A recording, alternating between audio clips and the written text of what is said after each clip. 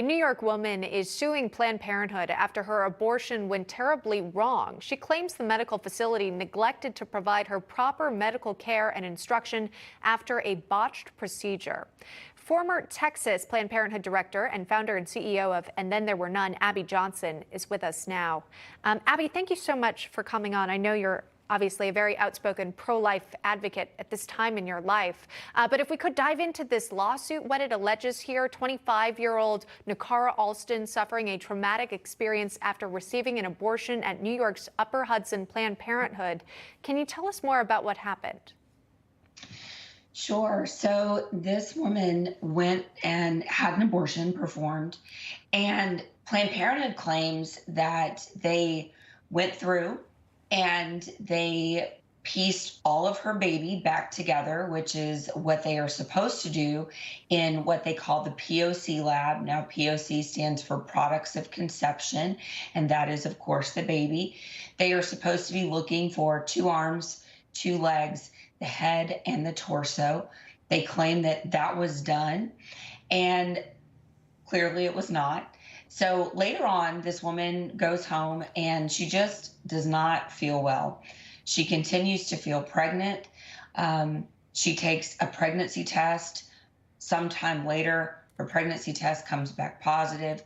She calls the clinic. The clinic says, that's normal. It's just your hormones. No big deal. She ends up going to a hospital in Albany, and they tell her to go back to Planned Parenthood. And she's like, I don't want to go back to Planned Parenthood. They've been blowing me off. They are the ones that performed this procedure that I think they botched, by the way. So that shows you how deep the ties are between some of these hospital systems and Planned Parenthood. The hospital wouldn't even treat her properly.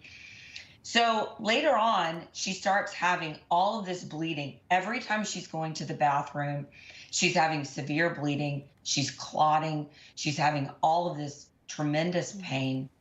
And eventually, she delivers her stillborn child in her bathroom.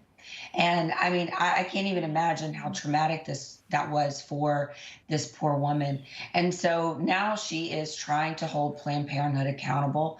And they are, of course, not making any statements about it, not offering any sort of condolences for this woman and the terrible patient care that she received. Oh, my goodness. The allegations in the lawsuit are just heartbreaking. I did want to offer the response to the lawsuit here. Planned Parenthood saying all Upper Hudson Planned Parenthood health centers followed Planned Parenthood's rigorous medical standards and guidelines for the provision of abortion care, including follow-up protocol. The plaintiff in the lawsuit obviously alleges otherwise. So we will continue to follow this case. Abby Johnson, though, really setting up sort of the background for it. Thank you very much for coming on today. We'll continue to watch it.